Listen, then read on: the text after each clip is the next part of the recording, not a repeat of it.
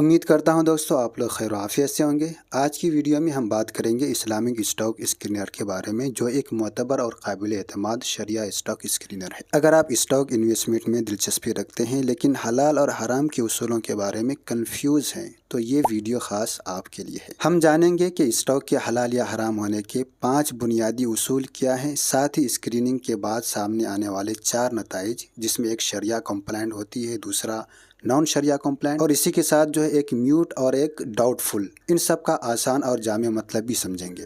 और सबसे अहम सवाल कि स्क्रीनिंग के लिए सालाना रिपोर्ट यानी कि एनुअल रिपोर्ट को ही सामने रखकर क्यों स्क्रीनिंग की जाती है, क्वार्टरली बेसिस पर क्यों नहीं। ठीक है, ये सब इंतहाई सादा और मौसर अंदाज में जानने के लिए वीडियो को आखिर तक ज़रूर देखें। ये वीडियो मैंने इस्लामिक स्टॉक स्क्रीनर के ऑफिशियल यूट्यूब चैनल से लिया है। तो हम स्क्रीनिंग ओवरव्यू देखते हैं।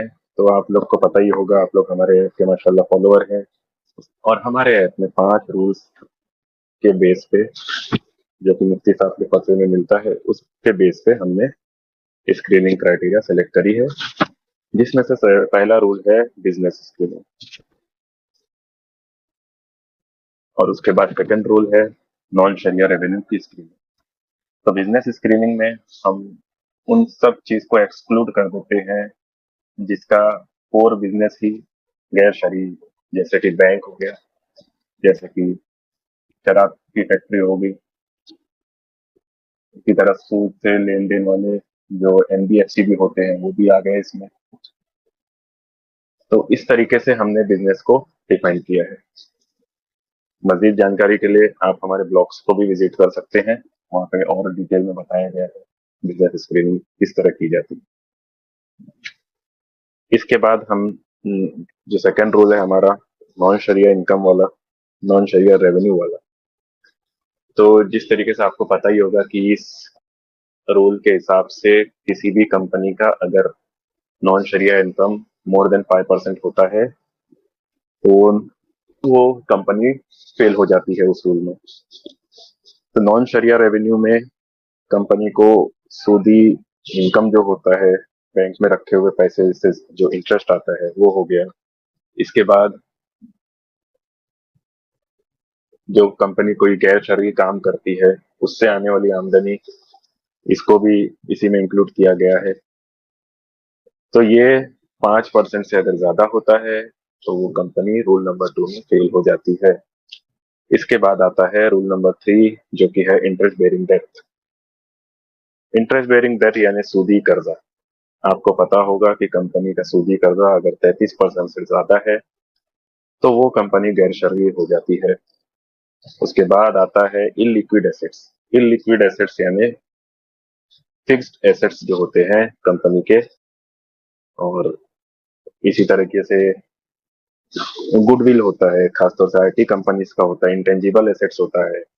इस सब का कैलकुलेशन किया जाता है और इसकी वैल्यू मोर देन 20% होनी चाहिए। अगर ये लेस देन 20% है तो कंपनी उस रूल में फेल हो जाती है। फिर आता है नेट लिक्विडिटी।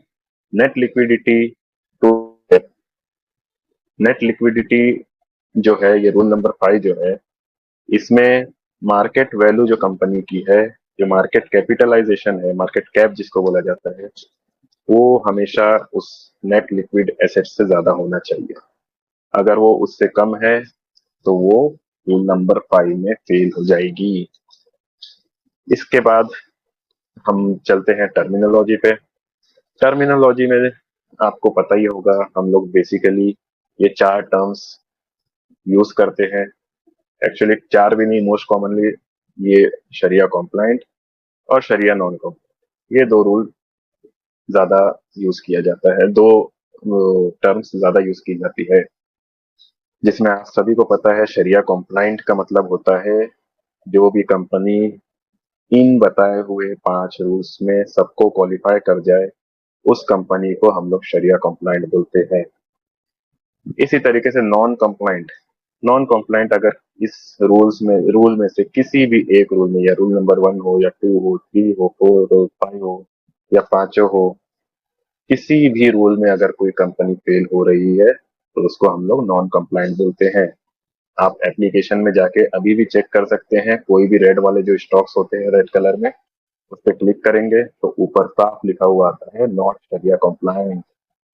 आपको ऐसी कंपनी में हिस्सेदारी, इन्वेस्टमेंट, ट्रेडिंग नहीं करनी है जो नॉन कॉम्प्लाइंट में हो। हमारे पास सिर्फ ऑप्शन एक शरिया कॉम्प्लाइंट का है, इसके अलावा कुछ भी ऑप्शन नहीं है, ना ही म्यूट है ना ही डाउटफुल है। अब क्यों म्यूट नहीं है और क्यों डाउटफुल नहीं है, इसका भी रीजन मैं बता देता हूँ। तो आते हैं हम अब तीसरे टर्म्स पे, जो है म्यूट। तो कोई भी कंपनी हमने म्यूट इसलिए की है क्योंकि उसका रेवेन्यू मिक्स होता है। आप यहाँ पे देख सकते हैं, हमने डेफिनेशन दी है छोटी सी एक। शरिया कंप्लाइंट का मतलब क्या होता है? Stocks passing all the 5 criteria of sharia screening are considered as sharia compliant stocks. कोई भी क्राइटेरिया फेल अगर होता है तो वो non compliant, all criteria pass होता है तो कंप्लाइंट। इसी तरीके से म्यूट के बारे में मैं आपको बता रहा था, जिस कंपनी का मिक्स रेवेन्यू है, जिसका इनपरमिसिबल रेवेन्यू की वैल्यू एग्जैक्ट कितनी है वो नहीं पता, तो उसको हमने म्यूट में रखा है। इसके बाद आते हैं हम डाउटफुल सेक्शन में। तो डाउटफुल जो है, ये कंपनी जहां जो कंपनी का मिक्स बिजनेस होता है, जिसका रेवेन्यू परमिसिबल से भी आ रहा है, नॉन परमिसिबल से भी आ रहा है, और रेवेन्यू डिफाइंड है ऑलरेडी बट मिक्स है। थोड़ा डाउट भी है कि रेवेन्यू सही भी हो सकता है, गलत भी हो सकता है। इन कंपनीज को हमने डाउटफुल सेक्शन में रखा है।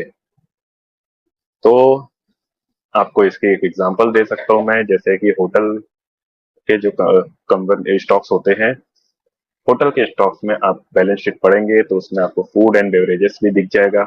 अब फूड में नॉन वेज दे रहे हैं या वेज दे रहे हैं, इसका जिक्र बहुत मुश्किल है पता करना, और इसका जिक्र कहीं नहीं होता है और इसका पता करना बहुत ही मुश्किल है। इसी तरीके से बेवरेजेस में कोल्ड ड्रिंक दे रहे हैं या हार्ड ड्रिंक दे रहे हैं, सॉफ्ट ड्रिंक दे रहे हैं, अल्कोहल बेवरेजेस है, इसका पता करना मुश्किल हो जाता है, जिसकी वजह से ऐसे स्टॉक्स को डाउटफुल सेक्शन में डाल दिया जाता है।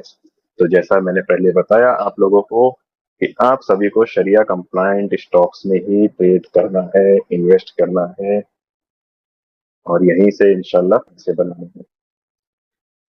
अब आगे चलते हैं हम टाइप्स ऑफ रिपोर्ट्स में। तो आप सबको एक बात बता दें कि रिपोर्ट्स जो होती है वो 3 टाइप की होती है। एक होती है क्वार्टरली रिपोर्ट, एक होती है हाफ ईयरली रिपोर्ट, और एक होती है annual report. Quarterly report company हर 3 महीने में पब्लिश करती है। हाफ ईयरली रिपोर्ट 6 महीने में पब्लिश करती है, और इसी तरीके से जो एनुअल रिपोर्ट है वो साल में एक बार कंपनी सबमिट करती है। तो ये हो गई 3 टाइप्स की रिपोर्ट्स। अब हम आते हैं कि हम एनुअल रिपोर्ट क्यों ले, वाई एनुअल रिपोर्ट्स। बहुत से कॉमन क्वेश्चंस भी है इस टॉपिक पे लोगों के, तो इस पे हम चलते हैं कि एनुअल रिपोर्ट एक ऐसी रिपोर्ट है जो मैंने पहले भी बताया, जो कंपनी साल में एक बार सबमिट करती है। बट कंपनी जो सबमिट करती है रिपोर्ट, उसमें कंपनी का परफॉर्मेंस, एक्टिविटीज एक कंप्लीट डिटेल फॉर्मेट में होता है, जिसको हम लोग स्टडी करते हैं और उसी के बेस पे स्क्रीनिंग करते हैं। आपको उसके अंदर प्रॉफिट लॉस रिपोर्ट भी मिल जाएगा, कैश फ्लो भी मिल जाएगा, बैलेंस शीट भी मिल जाएगा, और नोट्स भी मिल जाएगा। जो जो क्वार्टरली रिपोर्ट होती है उसमें आपको डिटेल्स में नोट्स नहीं मिलने वाली, बैलेंस शीट भी नहीं रहती है, सिर्फ कैश फ्लो होता है और प्रॉफिट लॉस होता है। तो कंपनी का रेवेन्यू कहाँ से आया, कंपनी को डेथ कहाँ से आया, इसके बारे में हमको अगर पता करना है तो हमें इस नोट्स की जरूरत पड़ती है, जो कि सिर्फ एनुअल रिपोर्ट में ही अवेलेबल है। तो इसीलिए हमने एनुअल रिपोर्ट लिया है।